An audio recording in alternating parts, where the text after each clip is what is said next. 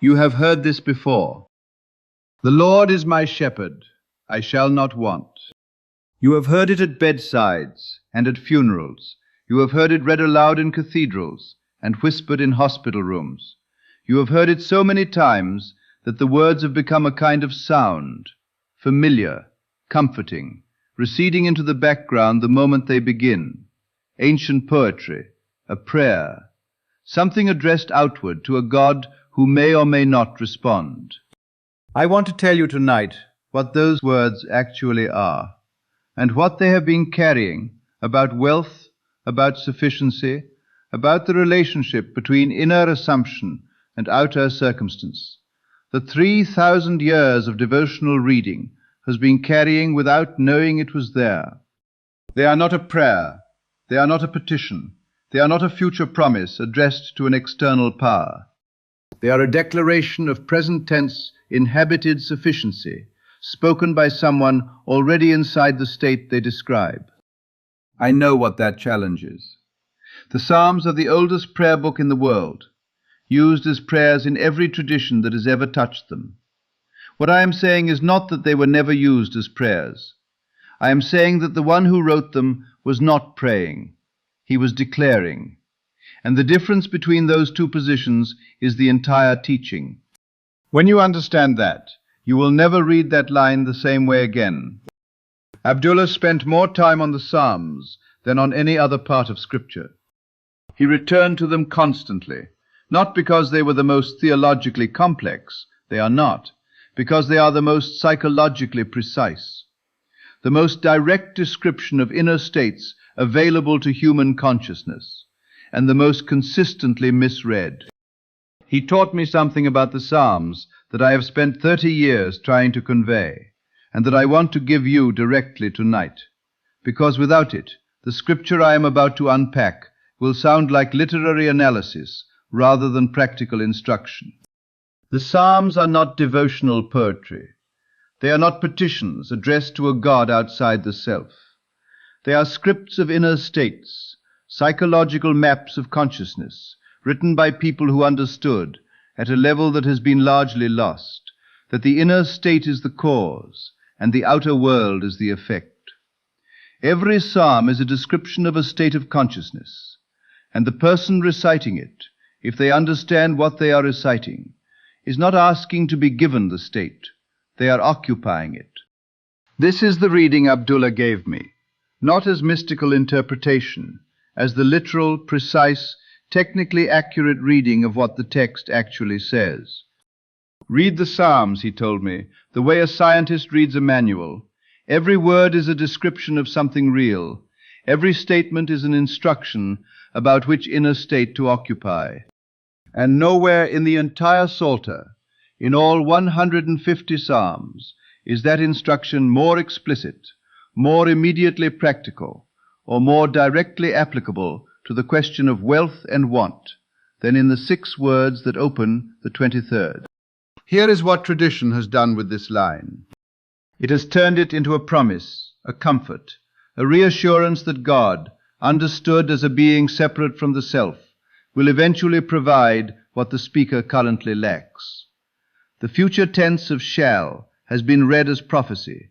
In time, if I am faithful, if I trust enough, if I pray correctly, the want will be addressed.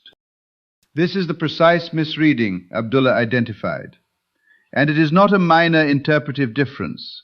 It is the difference between petition and declaration, between reaching for a state and occupying one, between praying from lack and speaking from total provision. The writer of this psalm is not hoping to not want. He is speaking from the state of someone for whom want simply does not exist. I know what arises immediately, but I do want. The wanting is real and present, and I cannot argue myself out of it.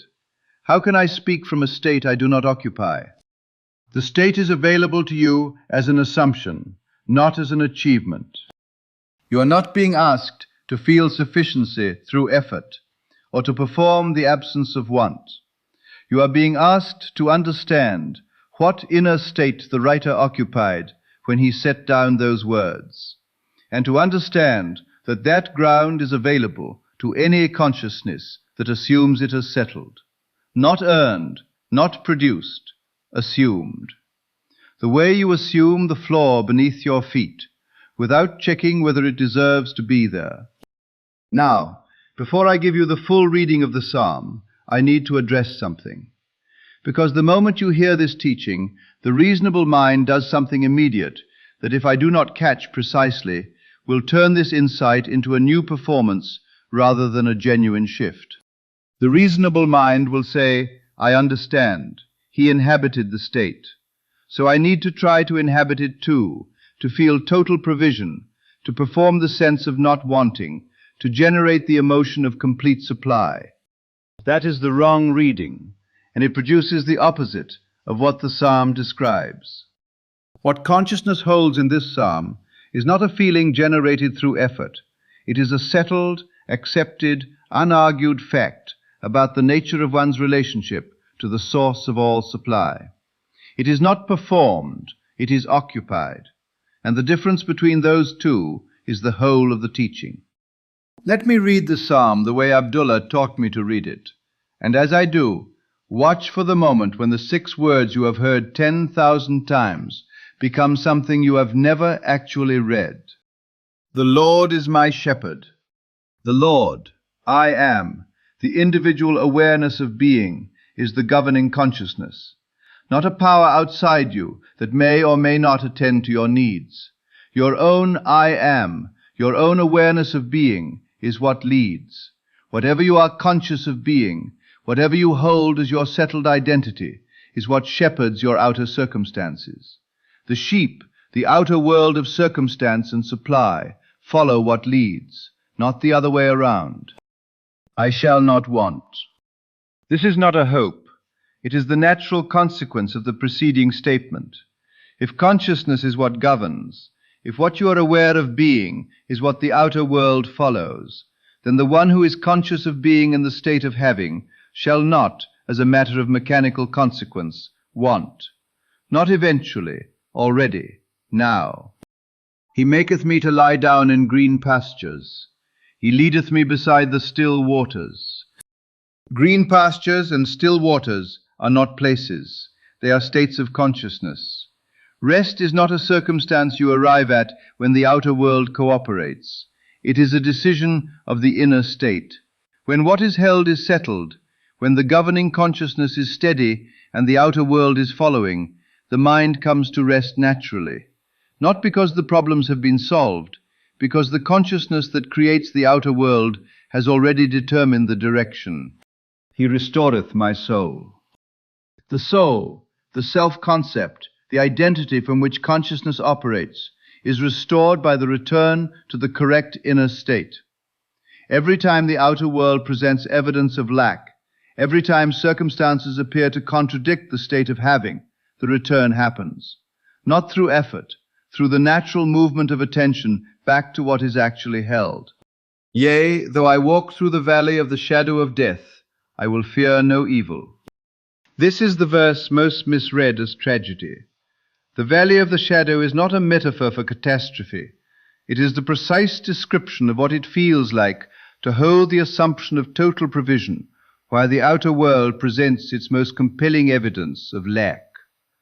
The shadow of death, the appearance of the opposite of what consciousness is holding, is not evidence that the inner state has failed. It is the shadow. The substance is elsewhere. The fear does not arise, not because the valley is not real, but because the consciousness that walks through it knows which is the cause and which is the effect. The shadow cannot determine the substance. The appearance cannot determine what is held. Surely goodness and mercy shall follow me all the days of my life. Because consciousness is already operating from the state of total provision. Because what leads has already determined the direction. Goodness and mercy are not hoped for. They are compelled. They follow. Not because the outer world has been persuaded to be generous, but because a consciousness that occupies the settled ground of sufficiency generates, as its natural and inevitable expression, a world that reflects that ground back. He was not praying for wealth. He was describing what the inner life of a wealthy consciousness actually looks like from the inside. This is the wealth code that has been hiding in plain sight for 3,000 years. Not in esoteric initiation, not in mystical rites available only to the few, in language recited at bedsides and in cathedrals, by people who were saying the words without understanding what they were saying. Not because the words were obscure, because they had been taught to read them as petition rather than as declaration, as prayer addressed outward rather than as the inner speech of someone already inside the state they were describing. Abdullah taught me to read scripture the way a scientist reads a manual. Every word a description of something real, every statement an instruction about which inner state to occupy.